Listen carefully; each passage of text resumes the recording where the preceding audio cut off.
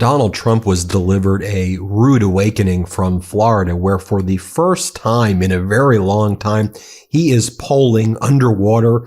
From the recent civics poll, Donald Trump's disapproval exceeds his approval, and Florida has become a very, very red state, as we all know. 48% approving, 49% disapproving.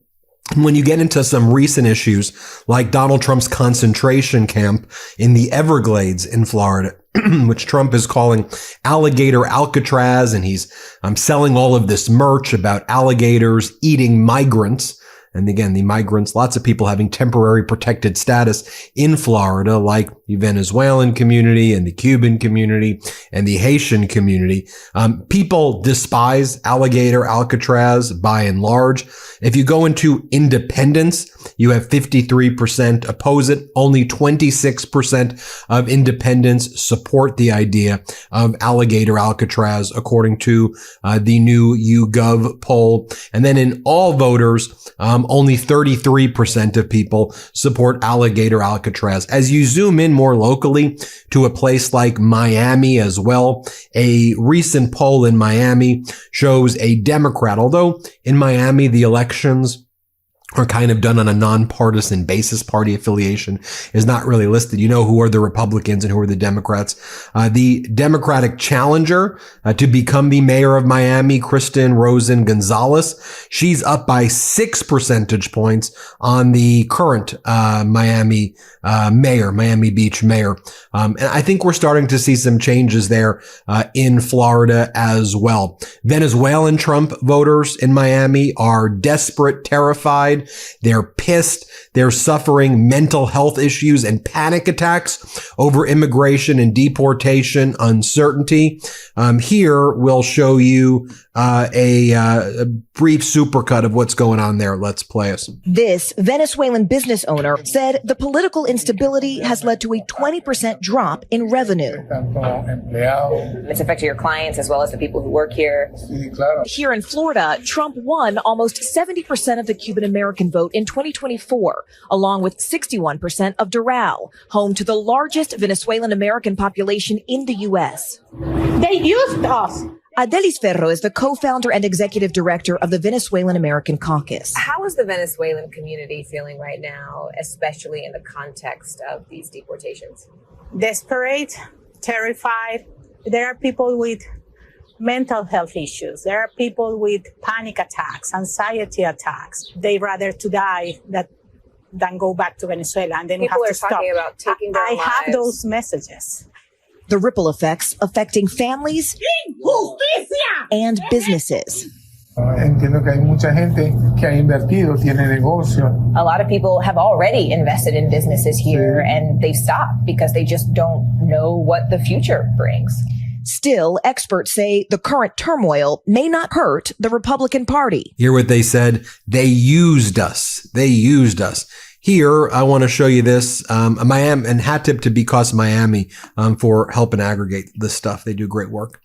Here, a Miami woman says her whole family voted for Trump, but now her husband is in a Texas ICE prison awaiting deportation to Cuba after being arrested. Play this clip. Toda mi familia votó por Trump. Your whole family voted for Trump. Pero te sientes decepcionada? Do you feel disappointed, deceived, engañada? A wave of disappointment. One of President Donald Trump's most loyal voting blocs, Cuban and Venezuelan immigrants. Now speaking out in Miami, a Republican stronghold, as the recent wave of deportations hits home. Elena Conde says she came here from Cuba on humanitarian parole in 2023. Her husband, Ariel Lara, crossed the border with Mexico twice, once in 2019 when he was detained and deported, and then again in 2022. 6 weeks ago, he was taken into custody at his residency hearing. So he was given an appointment to go to ICE. You told him before he left for that appointment, you don't have anything to worry about. You haven't done anything. Instead, he was transferred to Texas, where we spoke to him from his detention center. ¿Qué pensaba que iba a pasar cuando ganó Trump? What did you think was going to happen when Trump won? You're saying you believed the president when he said he was going to deport criminals. Now, Elena is left behind with her daughter, 7-month-old son, and Ariel's 70-year-old grandmother, who has been a U.S. citizen for years. Together, facing a reality they never imagined. And you know Miami really showed out for the No Kings protest earlier last month. Just take a look at it right here.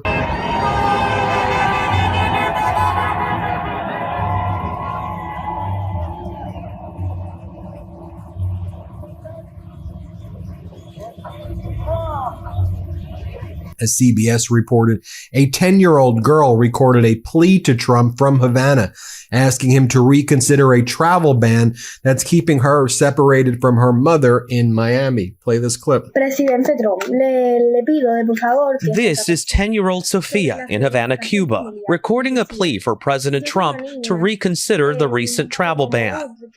Sofia's mother, Leah Yanez, fled Cuba 3 years ago and is now a legal permanent resident of the United States, living in Miami. Yeah. You came here with the hopes of one day bringing her to this country.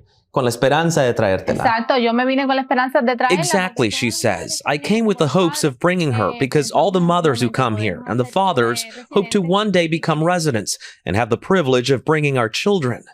That privilege came through a family reunification visa. Yanez says Sofia was approved and awaiting the final step, an interview at the U.S. Embassy in Cuba. But it never happened. The new travel ban means only citizens of the U.S. can apply to sponsor relatives from Cuba, not permanent residents like Yanez. This is happening at the same time that the Marines announced that they will be sending 200 Marines now into Florida, into areas in Miami to support ICE raids. So the United States Marines will now be used to attack some of Donald Trump's most serious, significant supporters over the years. The Cubans, the Venezuelans, the Haitians, who had temporary protected status under Biden, no longer have it. And the Marines are going in there with ICE. It wasn't just enough that you have ICE and Alligator Alcatraz. Bring in the Marines to assist that. Watch this right here. You can see a group of migrants at the Chrome Detention Center in Miami. We'll show you some B-roll here, making an SOS with their bodies in protest of Trump's mass deportations and his cruelty. I mean, a horrific sight to see that right there. I'll share this with you as well. A Florida man who's now facing deportation days after saving a 9-year-old girl from a shark attack. We're seeing this right here as well. Let's play this clip right here. A man who put himself in danger to help a little girl during a shark attack in Boca Grande is now facing deportation. From one side, he was a hero, and now he's a bad guy. Luis Alvarez was one of 3 men who rushed into the bloody waters to help 9-year-old Leah Lendell. He jumped on the water to take the shark out of his hands. Yeah. So he blinked, take him out of the water. Reynel Lugo, who also helped in the rescue, told us Alvarez was the first one to jump into the water to scare off the shark. I talked to him after that. Even we laughed about the fact that we didn't think about what's going to happen to us. We act. So he's just that kind of person. Body cam footage shows the 3 men, including Alvarez, standing next to the water as EMS treated Leah. You guys put the towel on and stuff? Yes, we put the towel on. Okay, very good. Good job. Thank you, sir. But just 3 days after the rescue, deputies pulled him over in Immokalee for driving without headlights. According to the arrest report, when asked for his license, Lewis showed a photo of his employment authorization card on his phone, commonly known as a work visa. When they discovered he didn't have a driver's license, he was arrested and taken to jail. I don't know why this person is being detained by ICE if he had a work permit, unless he has a criminal background. I think Luis deserved a second opportunity. He didn't think about it twice to save that little girl. Again, all very, very tragic to see. Here's an example, though, also of a Trump supporter whose husband was taken away at a court proceeding where she showed up to. Here, play this clip. Su nombre, Daisy Salvador. Daisy, ¿usted está aquí por su esposo? Por mi esposo que fue detenido ahora injustamente. I will vote for Donald Trump. ¡Injusticia! ¡Es esto! ¡Injusto! Esto es para... No, para cualquiera. Tienen lista con abogados, sin abogados, esto es como quiera. Should be noted as well that Section 8, the popular federal rental assistance program for low-income families, the elderly and disabled, is now frozen in Miami due to a $45 million shortfall.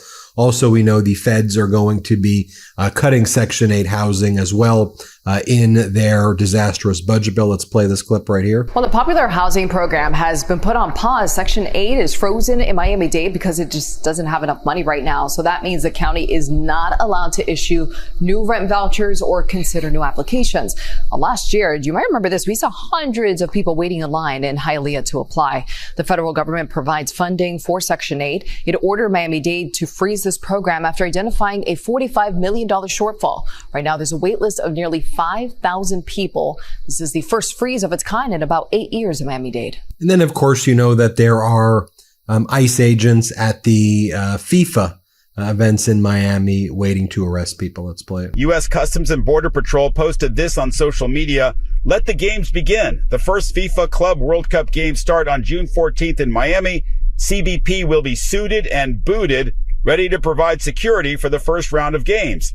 We asked them what they meant by that, and they did not respond. ICE agents will also be at the games. They told us just to provide security, but also sent a reminder that all non-American citizens need to carry proof of their legal status. The messaging that CBP is using it's a bit cryptic, right? And sort of alluding that people should have their paperwork in order to attend the games. Tomas Kennedy is with the Florida Immigrant Coalition. It creates an environment where people are less likely to come watch the games because of just sheer intimidation. Well, there you have it, folks. Let me know what you think. Hit subscribe. Let's get to 6 million subscribers. Can't get enough Meidas? Check out the Meidas Plus Substack for ad-free articles, reports, podcasts, daily recaps from Ron Filipkowski, and more. Sign up for free now at MeidasPlus.com.